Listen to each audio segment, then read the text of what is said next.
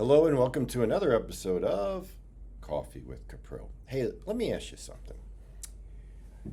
At this point in your life, have you shared any of your health history with your children? Now, that's probably going to, if you tell me your age, I could probably guess whether or not you have. But it's certainly not unusual for your children, adult children, to know what issues you may or may not be dealing with. It's normal.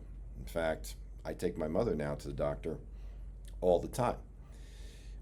Sharing medical information is quite personal, but it's something that we often find ourselves needing to do so that the people that we love who are affected by that can assist.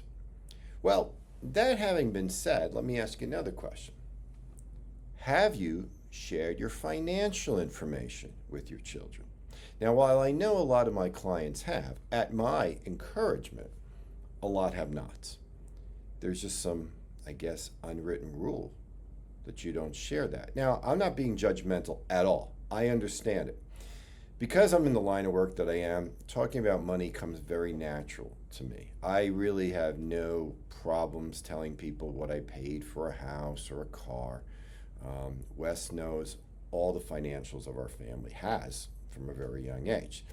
To me, they were just numbers. Now, maybe it's a little easier for me because I only have one heir, but the truth of the matter is that he stands to inherit all of it someday.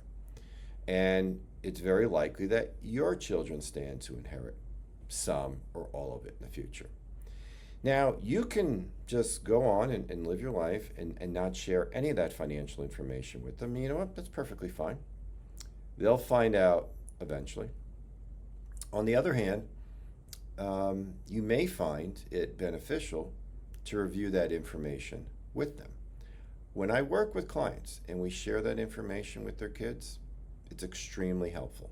Now, I've discussed this before, I believe, in past coffee, so this isn't the first time that you've heard me say this. But it's worth bringing up from time to time as just something to review. Now, you may be thinking to yourself, okay, what good's going to come out of it? Well, first of all, I'm not suggesting if your children are 18 or 19 years old that you need to have this discussion. No. But if you're like in your 70s and your children are adults, I do think it's beneficial, provided that you could not foresee any specific thing that would be damaging from it. So, for example, if your children are independent and responsible with their own money, probably just fine to let them know, what is going to happen and who they need to call. On the other hand, if you don't think your children would be that way, if you think your children would actually find the money to disrupt their lives, so much so that you have put the money in a trust that will dole the money out over time, well, then maybe you don't tell them right away. Maybe you do wait until death and let the trustee explain the rules to them, because you don't want to impair the relationship over money.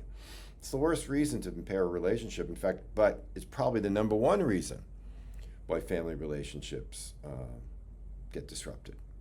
Now, we have an entire process for this. We call it the Generations Program, and we sit down with families and we go over all the details with them. We explain to them the planning that you've done, and we also explain what's going to happen when that time comes, who they need to call, etc. It simplifies the process, and I will tell you, the kids like it a great deal. So if you want to talk about that, just feel free to reach out. If not, that's okay. I just wanted to draw that parallel to health, because I don't think anything's more personal than health, and yet we are often more, heck, we'll share that with our friends over lunch, right? Unfortunately.